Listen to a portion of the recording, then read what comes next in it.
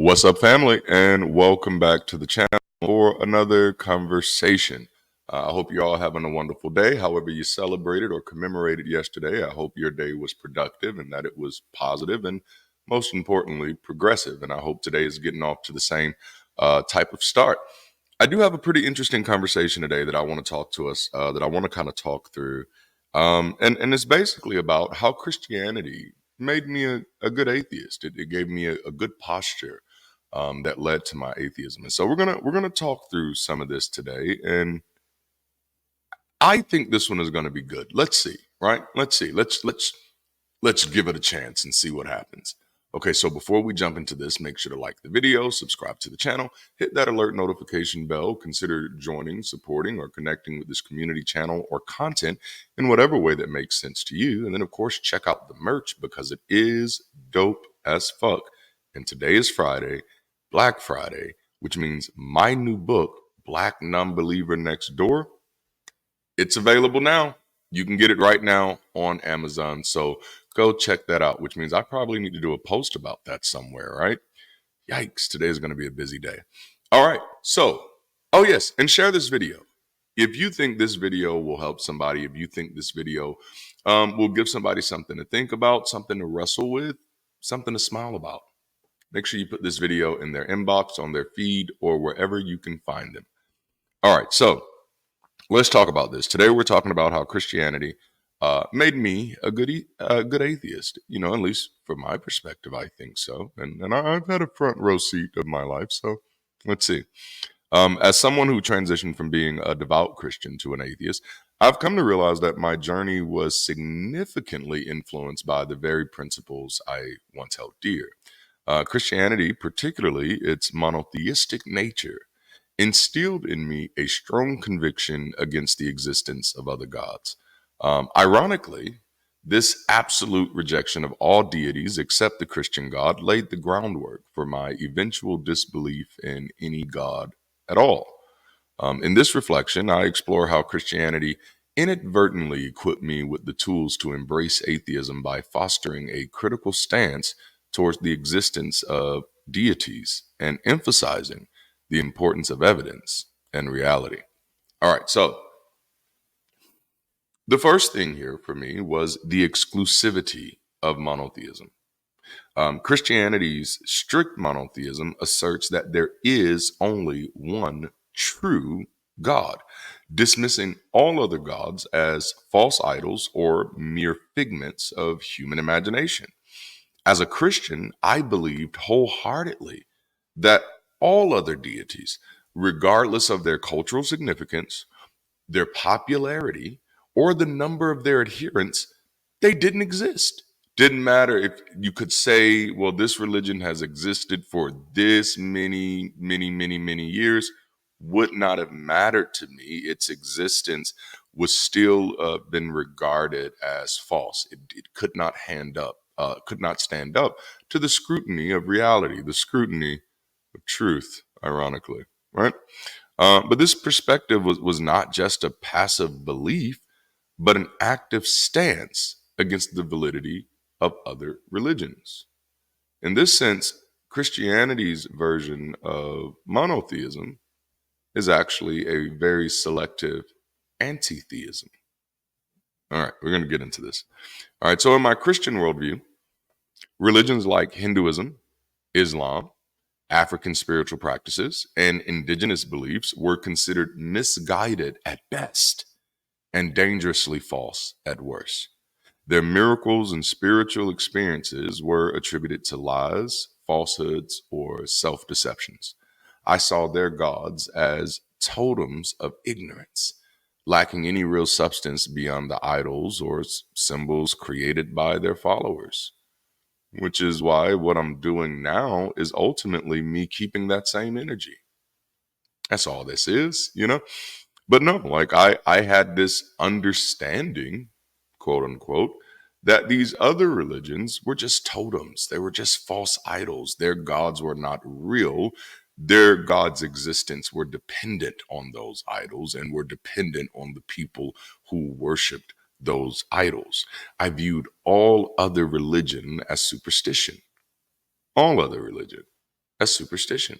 And remember, I think I've shared this story. Like, I remember first kind of having that break in my dissonance, and it still took several years because I was a younger person back then. I think I was still in high school because I was doing like a projects missions trip thing, and it started raining, and then we started praying for it not to rain, and then and when I say started raining, it was like drizzling and stuff. And then it stopped drizzling, and we felt like, ooh, we did that. We prayed, and it stopped raining. And then I remember wrestling with the idea, like, wait a minute, when it comes to Native Americans, we used to talk about the rain dances and stuff, and we said that was superstition because they're trying to control the weather with dancing. And I'm like, but we just claim to control the weather with chanting. So how is that different? And in the case of the Native Americans dancing, I would clearly say, well, we know that dancing doesn't have anything to do with weather.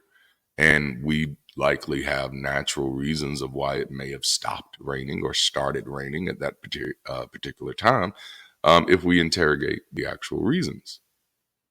And so when we engaged in that instance, I had to rethink what we were doing after we done. And I was like, ooh, dang it, I think we just convinced ourselves that we did something that we actually didn't do. See how that posture was there? And so the mindset fostered a form of selective anti-theism.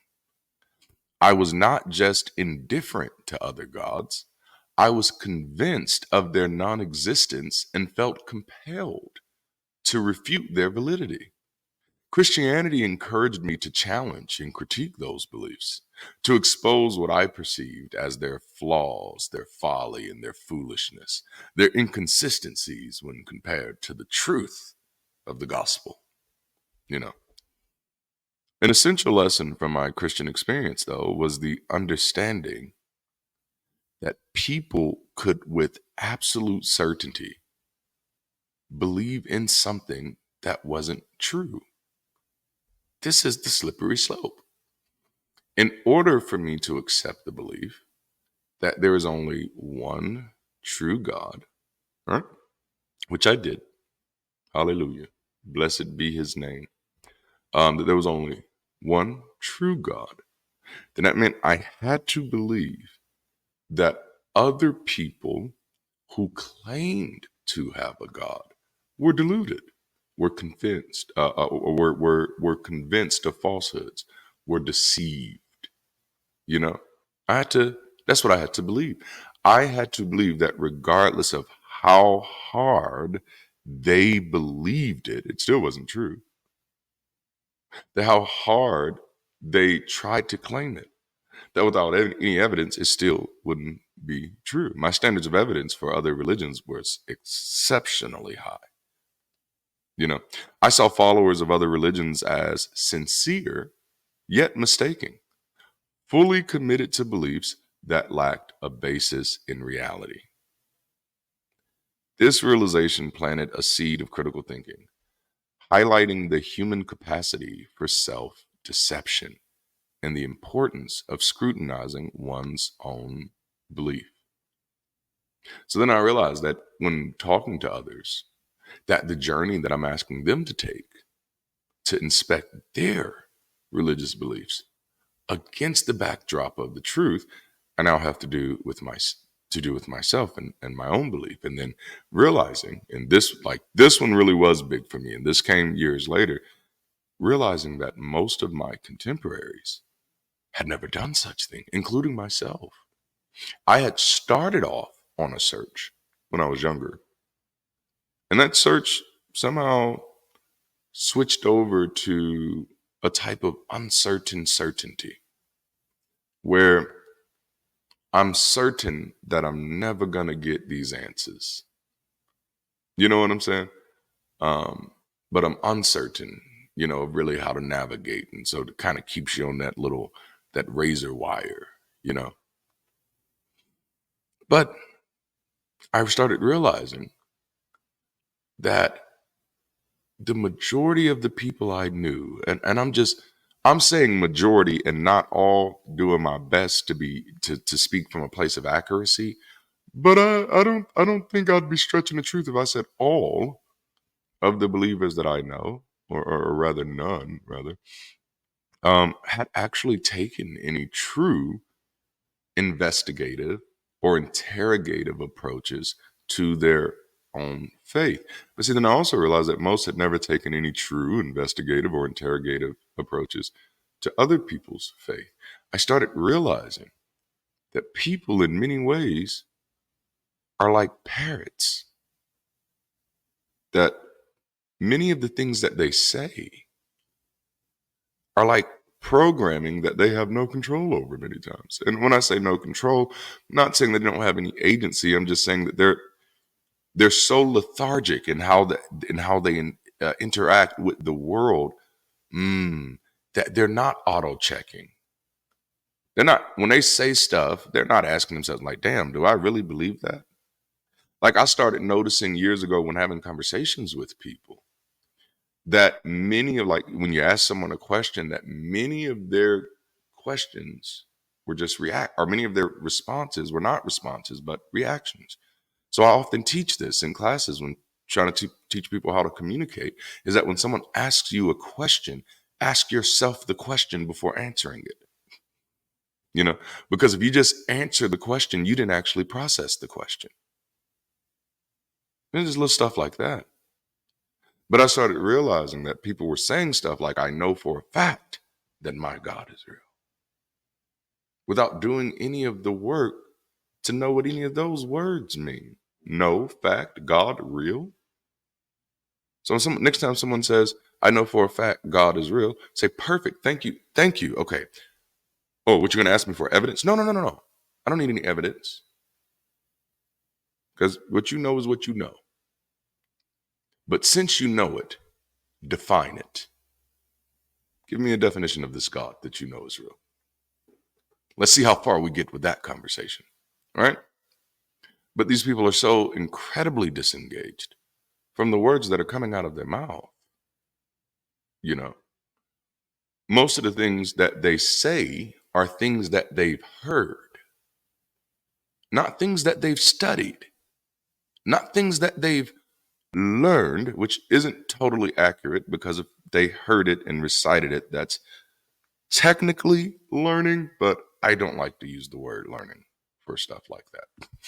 That's just memorization, which memorization is a part of the learning process for sure. Not the way that we've done it in the public education schools, but for sure, memory is a good tool. I think we're all grateful for having memory. But no, many of them just simply had not done the work to even be able to say the words that they were saying. And that bothered me.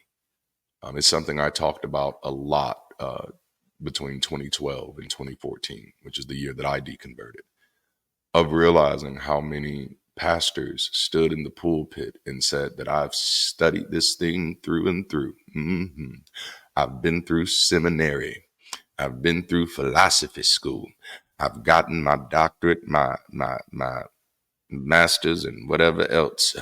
I've studied Kierkegaard, and they lay out all of these things. And then you realize, like, oh, no, you didn't. You just heard somebody else say the exact same fucking shit. And now you're just repeating it, you know? Like, one thing you do learn when you learn information is you can tell when someone's talking about information that they don't actually understand.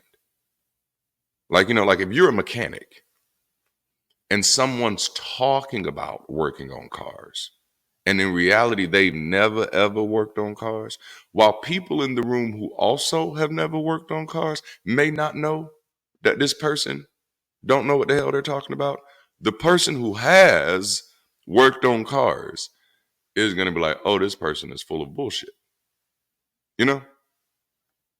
So now, like, probably like the last 5 years that I was active in ministry as a believer, last 5 years I was active as a pastor, as a believer, because I was still active when I stopped believing for a while. But while I was still active as a believer, I got so disappointed with what I was hearing in pulpits because I started realizing more and more like, damn, these people are lying. And just to be clear, I don't think that they're just lying to you. I think they're lying to themselves because that's what, like, this is the damage you do. And it kind of takes me back to that, what I was talking about, that knowing how to self-check and that autocorrect. These are issues of mindfulness. These are issues of self-awareness. You know, this is what happens when you take your personal practices, your personal developed practices that you may call prayer or meditation, when you take those practices and you make them external focused. So you spend this whole time that you likely should be spending with yourself, making it about an imaginary character, which creates a dissociative effect. Man, like, now that's a whole nother other conversation. So you're talking to yourself, but not recognizing it as yourself. That's a not great place to be. Spoken from someone who's been in that place. So I started realizing that many of my pastor friends, my pastor contemporaries, even my mentors, people I had looked up to for years, which look up to is a very interesting word for me. You'll figure out I've never been impressed or intimidated by anybody. When I attach to mentors, it's always for very specific reasons. And I'm a pragmatist. I'm a pragmatist, and I'm unapologetic about it now. I used to, I number one, not being a pragmatist held me back for so long, and so literally the last I think 8 to 10 years of my ministry, I shifted so much because I did started doing things that made more sense, and so I chose my mentors because of certain strengths they had, not necessarily because I liked them as people. Many of them, I didn't know them as people, when they first became my mentors. Um, because you can't know somebody from the television for real, can't even know somebody from the pulpit for real. But we built relationship as the mentorship stuff went on. But I realized that so many of them didn't know what the hell they were talking about. And not only that they didn't know, is that they had never really tried to know. But when I say they had never really tried to know, they didn't have a reliable way of knowing, right? And this is what this is the work that I had to do on myself after deconverting, is realizing that I had crippled my way of knowing. I had allowed myself to know things that I had not developed a way to know those things, a reliable way to know those things. So like there was scripture, and I'm probably going to get some of this stuff mixed up because I haven't preached the Bible in years, but there were scriptures like, you need no one to teach you anything because you have an unction from the Holy One, stuff like that, where the Lord is going to give you what to say. And this is more so for the charismatics. I get, if you weren't charismatic, you probably didn't have this particular issue, but as a person who was part of the more Pentecostal charismatic branches of the faith, such a weird word to use. My ideology was that other forms of knowing, other than when criticizing other religions, were not acceptable. They were not valid. That knowing by the Spirit was a superior way of knowing, which is why for years I was resistant to writing out my sermons, because I felt that planning was inferior to flowing. Oh, hallelujah. That's, mm. But my church didn't start growing until I gave myself permission to plan. That also reduced a little bit of anxiety for me for my Sunday services, which I think that's how I became such a beast of a preacher. Like, because like after that, my preaching like just expanded, but I was giving myself more and more permission like to be me, because around that same time I was like, fuck it, I'm not wearing suits anymore. Number one, I can't afford to wear suits. That's where I was at that time in my life. Like, suits are not cheap, unless you want to look like Steve Harvey, which I don't. you know so suits are not cheap. I didn't want to go to the 2 for $99 stuff like that all the damn time.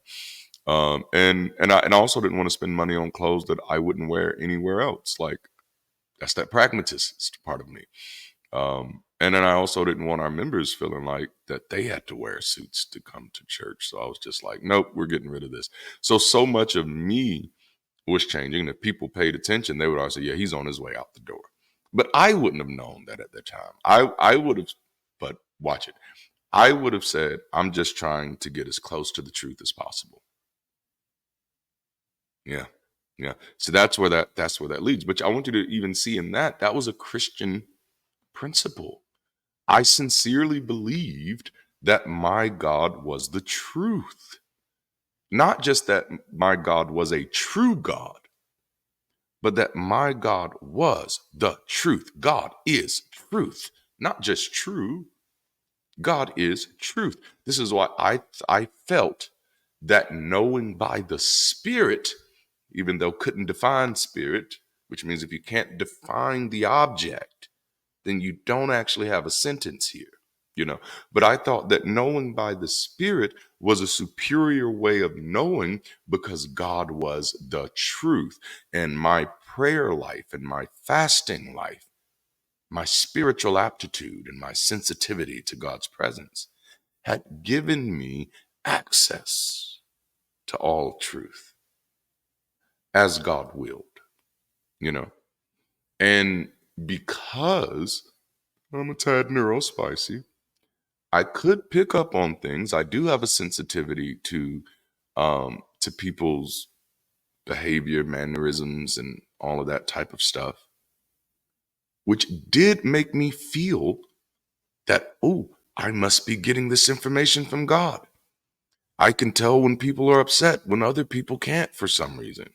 You know what I'm saying? Like, so like, oh man. And then I can get these really good estimated guesses, and people have these really strong emotional responses. But a part of that was because I was smart enough to keep my guesses broad. you know, I don't think I knew that's what I was doing, but that's damn sure what I was doing. I think I did try a few times to do something specific, and I was just like, nah, that's ego right there. That's not God. You give yourself all types of little excuses. But the big point is, by believing that Hindus and Muslims and Buddhists and Shintoists were all deceived, I then accepted the belief that it was possible for people to deceive themselves, including Christians. But that was already a belief, because I believe that the Baptist Christians who didn't speak in tongues and didn't allow women to preach, that they were deceiving themselves, that they had a form of godliness that denied the power thereof. You see how like this Christianity thing, it makes you super duper critical of every belief that isn't yours. You know? It makes you super duper critical of every God that isn't yours, of every doctrine that isn't yours. The only thing it didn't necessarily give me was the realization that I should have that same criticality for my own as well. But that was the slippery slope, right? Because by seeing it in others, eventually it becomes a mirror, it becomes a reflection. I can remember one time of one period of my life, and this had to be like maybe the last 3 to 4 years that I was actively a believer, where I started realizing, no, it was like because it was a longer stretch than that. So I had like 5 to 8 years. I started realizing that other people who called on different names other than the name of Jesus made a lot of the similar claims that we were making in our services, that these things only happen under the name of Jesus. And it's like, oh, but then there are other people in different type of religious systems that don't have a Jesus at all, and they're having the same type of tantric experiences. They're having the same type of claims of healing and deliverances and on all types of stuff. So like from an when you compare both groups, If the name is used in this one and it gets this reaction, the name is not used in this one and it still gets this reaction, then the name is not the thing that's creating the reaction. That one was a hard one for me to see. But it was like it was there were a lot of no duh moments in those last few years. And I think that's why by the time 2014 came, it was just like, yeah, it's time to let it go. Because you've seen enough. And at this moment, I realized like you have to argue with yourself to stay a believer. You're going to have to keep yourself silenced to stay a believer. That's what's kept you a believer this whole time, is you have to constantly tell yourself to shut the fuck up, get thee behind me, Satan. You say it's not the things of God. You have to constantly do that. And then finally, 2014, I was like, oh, fuck God. All right, no. Fuck God. Fuck Santa. Fuck the Tooth Fairy. Fuck Goofy. Fuck Mickey Mouse. Fuck them all. I don't give a damn because none of them are real. And, that's why I went that way. So eventually, I turned this critical lens inward. If I acknowledged that millions could be deeply devoted to gods that I believe didn't exist, could the same be true for my own beliefs? The question prompted me to examine the foundations of Christianity with the same skepticism that I applied to other religions. And at that moment, my goal wasn't to get to a place where I said, oh, there is no God. This God isn't real. This religion is bullshit. My realization was that the relationship that 100% of the people that I knew who professed to be believers, that the relationship they had with the religion was sincerely flawed, which made me concerned that our demonstration and application of the religion was sincerely corrupted. Form of godliness, denying the power thereof. Because then I realized, like, even words like power had the most pedantic meanings among believers, whether they were Pentecostal believers or not. It'd be like the power to forgive. What? You get the power of peace. What? That's not what the book promises. That's not the power that the book talks about. No, where's the power? Where's the power? Power. Now that was power like in the Baptist churches and stuff. It's like the power of forgiveness, the power of grace, the power of stillness. None of these are powers. All right. Pentecostal church is power for people to fall out. It's power for people to cry. And I'm like, what the fuck is this? This isn't power, especially for me, against the backdrop of Trayvon Martin, Mike Brown, and that list goes on. But 2012, 2014, that's what was on my mind. It's like, where is this power that we keep talking about? But then I realized we were using the word power, but we only meant it in regards to the most superficial, unsubstantial, shallow shit. We wanted God's power to feel good for 45 minutes in a service, but could not fathom having God's power to protect Black lives. What the fuck is the good of the power then? If the power, how can we be telling anybody that this gospel saves when it can't even keep you safe? So I came to the conclusion that nope, our interpretation, our application, our demonstration, our understanding is sincerely flawed. And I had come to that conclusion after nearly 2 decades of researching this stuff myself and realizing that most of what was being written by Christians about the Bible was absolutely bullshit. the vast majority of that shit outside of scholarship. But then there's a lot of scholarship that is also absolutely bullshit, because we've allowed much of the work of Christianity in the Western context to go unscrutinized. You know? Like, yikes. We've allowed this shit to go unscrutinized.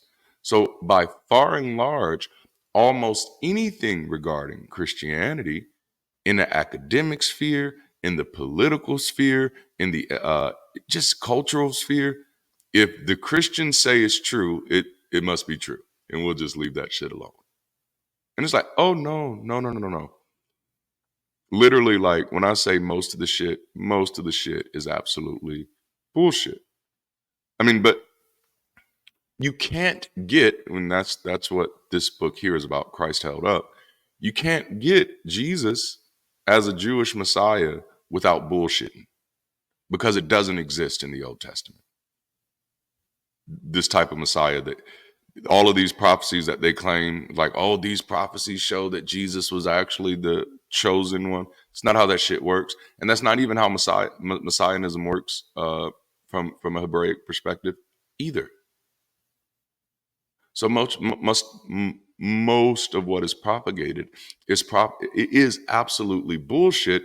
But it takes me back to what I was saying earlier, because when it comes to our it's the absolute way of knowing that is problematic.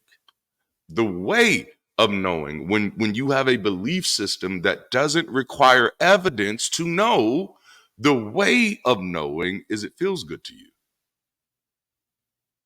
That's the way of knowing. No, that feels right to me.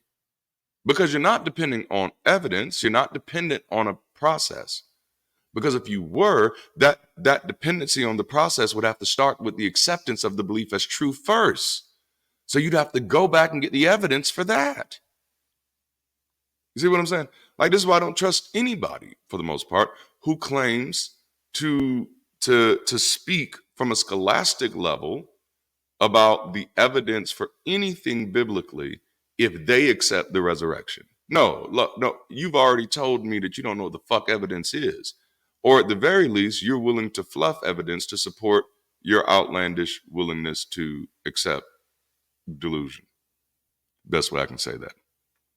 All right. So yes, I had to start criticizing my own beliefs. I had to start having skepticism of my own beliefs. And the goal was to get understanding and to get as close to God as possible. It became clear that maybe this is why we don't see the power of God, because we're not doing it right. Because we're not actually even studying this thing accurately. The version, and this is where I was at, the version of the religion that we have today looks nothing like what this religion would have initially looked like. And I'm not talking about based off of the biblical narratives. By that time, I was already confident that the Bible itself was not a trustworthy document as far as giving an accurate depiction of what the lives of early believers were like. There is a lot of propaganda in the Bible about what happened in those early days. This is not based in any type of reality. Which, when you do start getting into that research, you find that Christianity is just as non-univocal as the Bible itself is. Is that there never has been a one Christianity to rule them all. You know? That it's always been propaganda. And so my goal was trying to sift through the propaganda to get back to the God of truth, so that we could make a real impact on this world, because that was my goal, you know? Christianity had taught me to evaluate other faiths against the backdrop of reality, emphasizing evidence and logical consistency. I was encouraged to call out the folly and foolishness of accepting wild claims without substantiation. When I applied these criteria to my own religion, I found similar issues. Stories and doctrines that relied heavily on faith without empirical support. I realized that many of the things that I had believed in my life, many of the things that I believed that were possible, I believed because somebody said it, not because it had ever been demonstrated, not because I had any evidence of it. And I had plenty of evidence of the opposite being true. So, for example, y'all know I was charismatic, so don't get weirded out. But I used to read, especially when I was younger, a lot of books about people like John G. Lake, Lester Summerall, Smith Wigglesworth. I think there was a story about Lake, who they said he was so anointed and filled with the power of God that they put like some deadly virus. I always say bubonic plague, but I forgot what it was. But they put some deadly virus on him, and the virus died upon contact. These are the stories that I believed. There was a story about Smith Wigglesworth, who a man had died in one of his services. And he goes and he picks the man up and throws his body against the wall. Nope, it wasn't a service. It was at the man's funeral. And he went to the man's funeral and he took the man's body out the casket and threw him against the wall. And the man fell because he was dead. But then he picked him up and he threw him against the wall again. But the man fell again because he was still dead. But then he picked him up a third time. You see where this story is going. Filled with faith and audacity. And he says, my God will not be embarrassed today. And he picked the man up and threw him against the wall. And he said the body started rattling. And the man came back alive. And everybody in that church, praised and all that. For a very long period of my life, I, just like many other believers, accepted that as a valid way of knowing that you said something that makes me feel good. That has to be true. Who would lie about something like this? That's not a way of knowing. Just to be clear. So like much of my beliefs were like that. And you said, but Darante, that's crazy. That's crazy. Yeah. Kind of like believing that if you read in a book that a man killed his son for your sins and that, and the son rose from the dead to save the world. And even though the world isn't saved, that shit makes sense. Stop it. So no, I started but you think about that. You had no evidence to believe that. None of us have ever had any evidence to believe that any of the claims of Christianity are true. So if you didn't have evidence, what was your way of knowing? And that's the thing. And y'all know I platformed this conversation on the channel.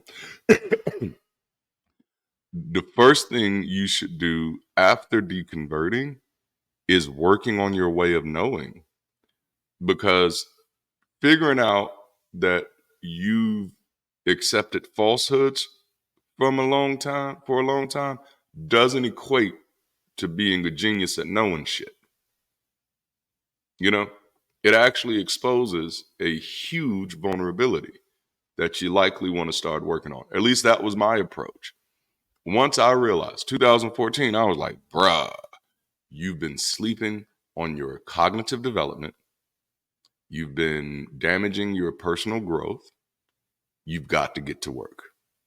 That was me. But yeah, so I realized that so much stuff that was said and preached and proclaimed was simply stories that someone else heard somebody else say. And that's not a phenomenon that's just restricted to religion. It's not. The majority of the people that I run into now are people just parroting what they've heard other people say. And that shit is so aggravating to me. I like to Y'all know I got 3 A's that I really focus on. Agency, autonomy. What's that third one? Authenticity. You know, I don't really like parrots. I don't, you got a right to be a parrot. You do with your life what you want to do, but I don't like parrots. I do like birds though. Crows are beautiful to me. All right, so I came to see that Christianity's existence was as dependent on cultural artifacts, traditions, and human institutions as the other religions that I had dismissed. That if the cultural artifacts and all of the traditions and all of the institutions of Christianity were to disappear overnight, Christianity would likely be done within 100 years, as with any other religion, because it isn't a God that's keeping it alive. Christianity isn't alive because God is actively demonstrating himself in the world. Christianity is still alive because people still have their idols and people still uphold those idols. Christianity is still alive for the same reasons fascism is still alive, because people still have their idols and they still uphold their idols. The rituals, symbols, and narratives were constructed and maintained by people, and the divine experiences were subjective and easily dismissed as natural phenomena. Given that my version of Christianity left no room for the existence of other gods, the logical endpoint of my journey was not to seek an alternative deity, but to conclude that no gods exist at all. When your view of the world is that all other gods are false, and you've done the work to convince yourself that, I couldn't believe in that. I don't have any evidence to believe in that. Then when you turn the lens on yourself, that conversation doesn't end up at, oh, this God isn't real. That conversation ends up, oh, there are no gods. There is no God. That's where that conversation leads. The realization was not a gateway to another spiritual path, but a confrontation with reality as I understood it, a reality without supernatural beings. With this conclusion, I embraced atheism, finding that there were no further spiritual journeys to undertake in search of some hidden truth. Instead, I focused on understanding the world through reason, evidence, and a commitment to acknowledging reality without the filter of religious belief. My journey from Christianity to atheism was profoundly shaped by the very principles instilled in me by my former faith.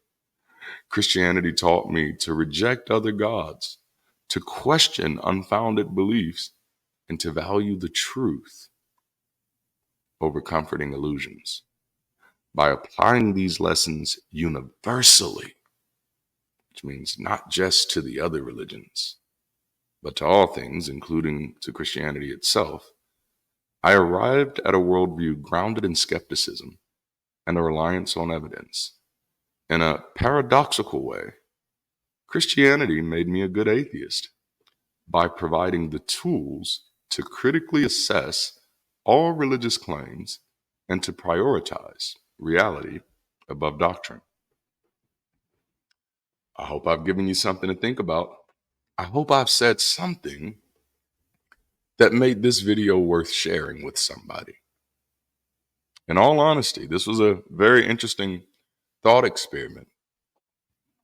But I think you will find this as a common thread among many believers who deconverted.